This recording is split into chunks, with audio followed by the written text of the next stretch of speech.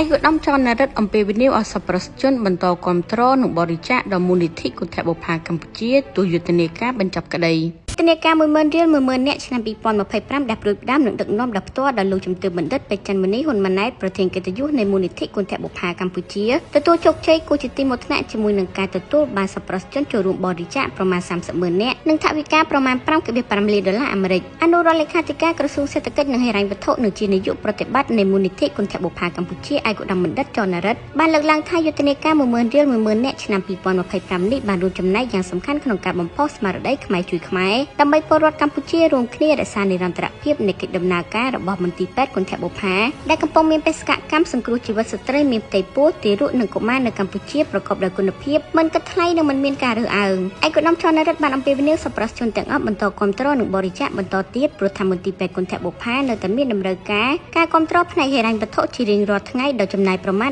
$120,000ក្នុងមួយថ្ងៃនិង$43 លានក្នុងមួយឆ្នាំតម្រូវការនៅធនធានហិរញ្ញវត្ថុគឺមានជាបន្តបន្ទាប់មានជារៀងរហូតដូច្នេះការទទួលការបរិច្ចាគគឺមិនមែនត្រឹមតែរយៈពេលនៃយុទ្ធនាការ10000រៀល10000នាក់នេះទេគឺក្រុមការងារយើង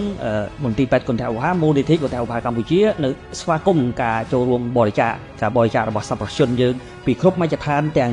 គ្រប់ទំហំតាមលទ្ធភាពដែលអាចធ្វើទៅបាននេះយុទ្ធនាការ10000រៀល10000នាក់ឆ្នាំ2025បានរៀបចំពិធីបើកជាផ្លូវការនៅថ្ងៃទី1ខែមិថុនាឆ្នាំ2025ក្រោមអធិបតីភាពរបស់លោកជំទាវបណ្ឌិតពេជ្រច័ន្ទមុនីហ៊ុនម៉ាណែតហើយបន្ទាប់ពីពិធីបើកជាផ្លូវការមូលនិធិគន្ធបុប្ផាកម្ពុជាក៏បានរៀបចំសកម្មភាពសំខាន់ៗប្រចាំសប្តាហ៍នីមួយៗនៅខែមិថុនាឆ្នាំ2025ផងដែរដូចជាការដាក់តាំងបង្ហាញស្តង់នៅផ្លូវថ្មើរជើងចតុមុខនៅខេត្តសៀមរាបនិងការបង្ហាញស្តង់នឹងកម្មវិធីរត់កម្សាន្តនៅខេត្តកំពតដើម្បីភាពញញឹមរបស់ទីរក់និងកុមារនៅកម្ពុជាផងដែរយុទ្ធនាការ10000រៀល10000នាក់ឆ្នាំ2025ដែលព្រួយផ្ដាំនឹងដឹកនាំដល់ផ្ទាល់ដល់លោកជំទាវបណ្ឌិតពេជ្រច័ន្ទមុនីហ៊ុនម៉ាណែតប្រធានកិត្តិយសនៃមូលនិធិគន្ធបុប្ផាកម្ពុជាទទួលជោគជ័យគូជាទីមកថ្នាក់ជាមួយនឹងការទទួលបានសប្បុរសជនចូលរួមបរិច្ចាគប្រមាណ300,000នាក់និងថវិកាប្រមាណ$5.5 លានអាមេរិកអនុរដ្ឋលេខាធិការក្រសួងសេដ្ឋកិច្ចនិងហិរញ្ញវត្ថុនិងជានាយកប្រតិបត្តិនៃមូលនិធិគន្ធបុប្ផាកម្ពុជាឯកឧត្តមបណ្ឌិតចនរិទ្ធបានលើកឡើងថាយុទ្ធនាការ10000រៀល10000នាក់ឆ្នាំ2025នេះបានរួមចំណែកយ៉ាងសំខាន់ក្នុងការបំផុសស្មារតីខ្មែរជួយខ្មែរដើម្បីពលរដ្ឋកម្ពុជារួមគ្នារក្សានិរន្តរភាពនៃកិច្ចដំណើរការរបស់មន្ទីរពេទ្យគន្ធបុប្ផាដែលកំពុងមានបេសកកម្មសង្គ្រោះជីវិតស្ត្រីមានផ្ទៃពោះទារកនិងកុមារនៅកម្ពុជាប្រកបដោយគុណភាពមិនគិតថ្លៃនិងមិនមានការរើសអើងឯកឧត្តមចនរិទ្ធបានអំពាវនាវសប្បុរសជនទាំងអស់បន្តគាំទ្រនិងបរិច្ចាគបន្តទៀតព្រោះថាមន្ទីរពេទ្យគន្ធបុប្ផានៅតែមានតម្រូវការគាំទ្រផ្នែកហិរញ្ញវត្ថុជារៀងរាល់ថ្ងៃដោយចំណាយប្រមាណ